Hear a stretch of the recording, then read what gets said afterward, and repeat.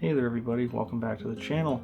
We're just going to jump into it, and I had a few of my common viewers submit some photos to the channel, and we're just going to do a before and after video for Dehancer plugin on Lightroom. And if you're interested in Dehancer itself, I did do a tutorial and that will pop up here, and you can go click that and watch it after this. Extremely handy whenever you don't have a camera like Fuji that has them built in. Now in the description down below there is a discount coupon code for dehancer.com. Whenever you go in there and you make a purchase, use MW Perspective and it gives you 10% off.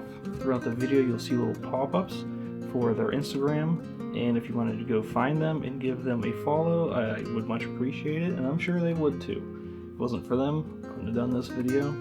And I know a lot of these guys, they shoot amazing work. Definitely worth it. If you have any questions, thoughts, or concerns about the emulation that you're about to see, drop a line down below in the comments, and let's get into it.